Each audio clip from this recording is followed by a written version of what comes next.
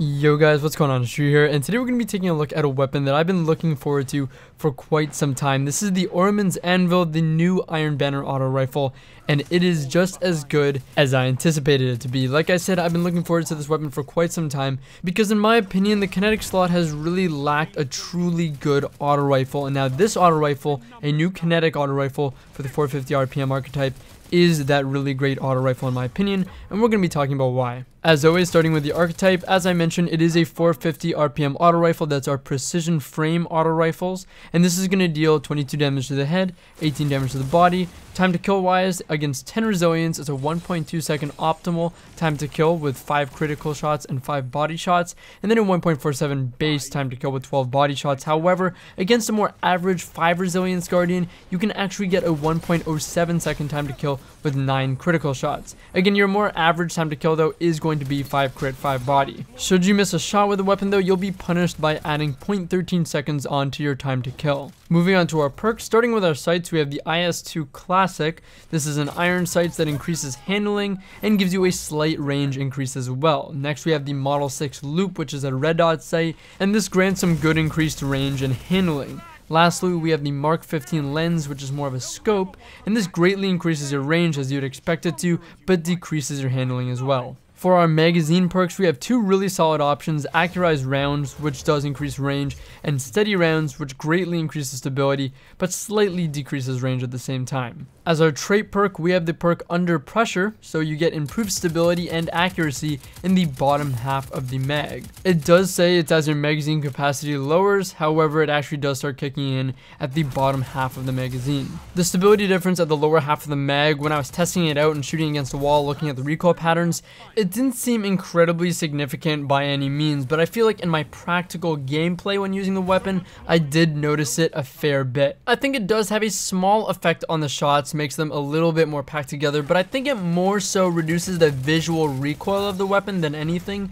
And the accuracy bonus is also pretty huge, because when you're shooting at range with better accuracy, you're going to find that your shots land more reliably. And in my experience, what I noticed when being flinched with this weapon and you had that bottom half of the mag accuracy bonus, it didn't seem to have as much of an influence. So this could be somewhat of a unflinching type perk, but I can't really put any evidence or signs towards this or any sort of facts behind this. This is just how it felt when I was using the weapon, so I would definitely try it out and see how it feels to you. I think it's enough of a boost though to be conscious of your magazine size. So if you get a kill or you fire some shots off, don't reload. Just allow yourself to get that stability boost and that accuracy boost. Now to wrap up our perks, personally, my most preferred setup with this weapon is the Model 6 Loop sights, Accurized Rounds, and the Under Pressure perk, of course. The reason I prefer these perks is firstly because the Model 6 Loop sights gives you the most range and it gives you the most handling combination as well, which is great. It's a medium zoom scope, which means this is going to help to use this weapon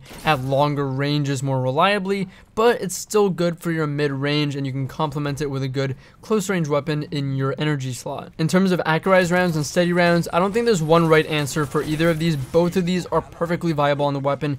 Accurized Rounds gives this weapon incredible range. Steady Rounds gives it the best-in-class stability. It's really up to you. Both of these perks are great. Personally, I like using Accurized Rounds because I like that increased range and being able to play towards range. I use this weapon as my long-range weapon in my setup when I do use it, so I want to be able to challenge as many instances as I can and be as effective as I can, so pushing your range is going to be important for that. However, if you want to play to more of the strengths of the weapon, with Steady Rounds, it has the best stability on an auto rifle. Personally, to me, I don't think there's a major difference, at least in my opinion, but it still is the best, and it still is really great and really consistent with Steady Rounds.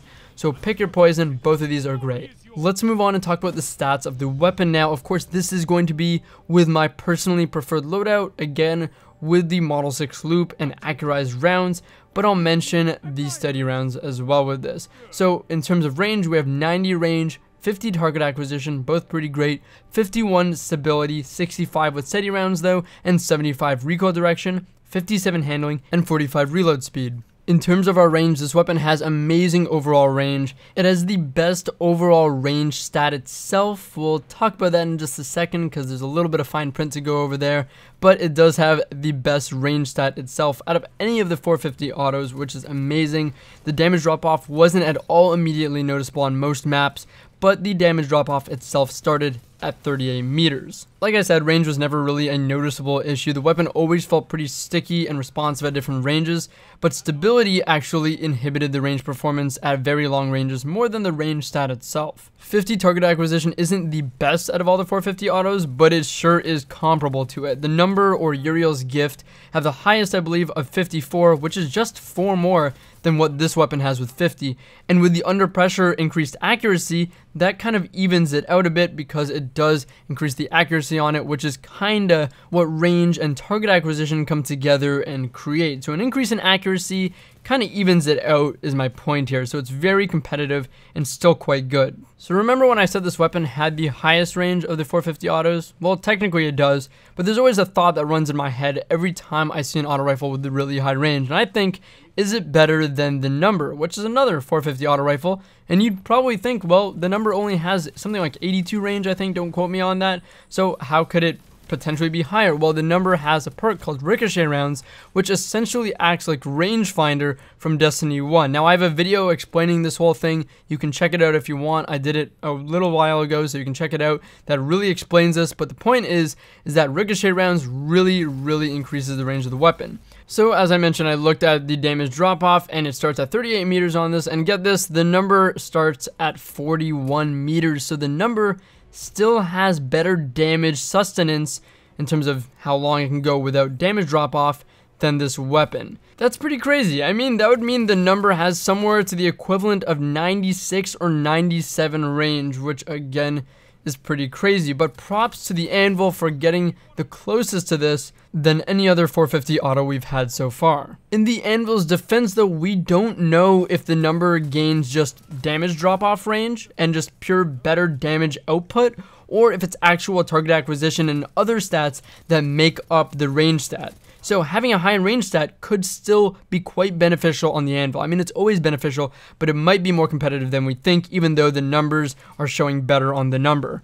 No pun intended. So if that kind of range doesn't impress you, I think the stability should. 51 stability with accurized rounds is still pretty competitive. It's still really good, close to the Number like I said, but maybe you're just not impressed by the range and you just want to use the Number instead for your ranged weapon, so you want to go for stability, and that's not a bad idea because it gets 65 stability with steady rounds, best in class stability, so it's quite great. You're going to get good consistent recoil that'll help you land your shots and headshots more effectively. And even with steady rounds, it still has more than 80 range, which is not bad at all. It's still going to be good at range, it's not as good at the very long range category. But aside from that, recoil was generally consistent and vertical with the weapon. It's just about the same, if not a bit better than most 450 autos, which is what the stats would suggest, with 75 recoil direction, better than the average 73 to 70 kind of range recoil direction on other 450 autos. However, there were times when I was testing it and shooting against the wall that recoil was just entirely vertical, which is not something I've really seen at all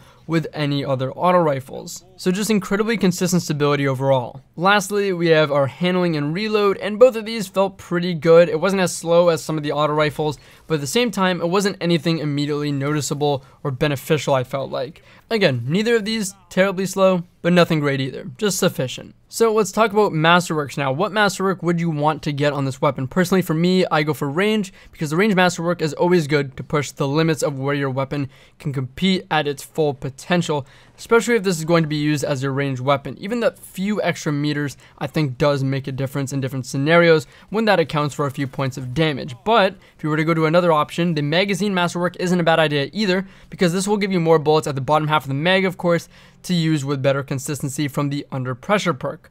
Otherwise, I think the last option would be handling. It's always a decent Masterwork, and since this weapon has somewhat higher handling compared to most 450 autos, a Masterwork could push it to be in that place that feels more noticeable and more snappy and responsive. Anyways, guys, that's just about all I have to say about the Orimund's Anvil. It is an amazing auto rifle. It's finally that great auto rifle we needed in the Kinetic slot, and what that means is you're able to combo this with the Traveler's Judgment sidearm or the Last Hope, which is an amazing, effective, very consistent, and lethal combo. If I had to rank this auto with the existing autos, I'd put the Number and Positive Outlook at this somewhat first place tie-ish, maybe the Positive Outlook a little lower, and then this right after the Positive Outlook. So definitely definitely a top tier auto rifle. Anyways, guys, I hope you enjoyed the video. Definitely leave your thoughts about this auto rifle in the comments below. And as always, thank you so much for watching. It's been Drew here. I'll catch you guys later.